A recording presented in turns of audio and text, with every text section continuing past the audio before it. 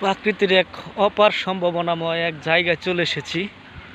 আপনি দেখতে পাচ্ছেন একদম মনোরম একটি জায়গা, জংলার ভিতরে চলে এসেছি। দেখতে পাচ্ছেন এখানে প্রচণ্ড প্রাকৃতিক এক সুন্দর জায়গা। আপনারা দেখতে থাকেন। অপূর্ব এক দৃশ্য, গ্রামীণ এক গ্রামে চলে এসেছি। নির্জন এক জনাকীর্ণ একটি জায়গা, অপার এক সম্ভাবনাময় একটি জায়গা।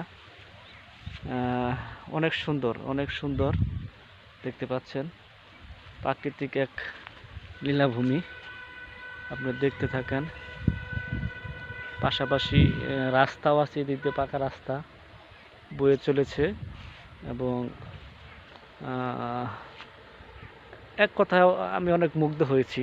আপনাদেরকে আসলে দেখাচ্ছি। অনেক সুন্দর একটি জায়গা, জঙ্গল আর জঙ্গল। পৃথিবী যে আসলে কতভাবে সাজিয়েছে আল্লাহ তাআলা, এটা আল্লাহ তাআলা নিজেই জানে। আবার দেখতে পাচ্ছেন গাড়িও যাচ্ছে, ওই যে গাড়ি যাচ্ছে, ওই যে গাড়ি যাচ্ছে। এক অপূর্ব এক দৃশ্য। আল্লাহ তাআলা মানুষের জন্য আসলে অনেক কিছু করেছে, সেটা আসলে নিজের চোখে না দেখলে আসলে কেউ বলতে পারবে না যে আল্লাহ তাআলা আমাদের জন্য কত সুন্দর একটি পৃথিবী করে রেখেছে। দেখতে পাচ্ছেন এই যে এদিকে যাচ্ছি, এখানে আম বাগান আছে, অনেক বড় একটি আম বাগান, অনেক সুন্দর একটি আম বাগান দেখতে পাচ্ছেন। কুশাল ক্ষেত ছিল, এখন আম বাগান করেছে।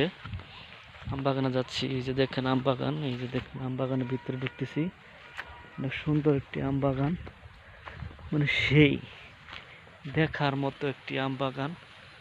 চতুর্পাশে আম, কি অনেক মানে দেখার মতো আর কি। আম ধরেছে, এই যে দেখেন আম ধরেছে সুন্দর, সেই প্রতি গাছটি আম ধরেছে। আপনারা দেখতে থাকেন। মনোরম এক প্রাকৃতিক দৃশ্যের মধ্যে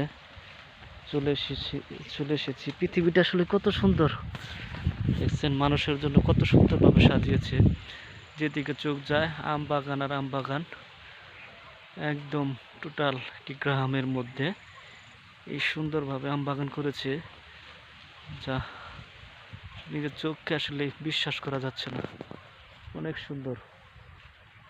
আর অনেক প্রাকৃতিক দৃশ্য আছে, এটা আপনাদেরকে আস্তে আস্তে দেখাবো। দেখতে থাকেন। অনেক সুন্দর একটি মনোরম পরিবেশ, অনেক বিশাল একটি আম বাগান, অনেক বিশাল আম বাগান। যাই হোক, সকলে ভালো থাকুন, সুস্থ থাকুন। আল্লাহ হাফেজ।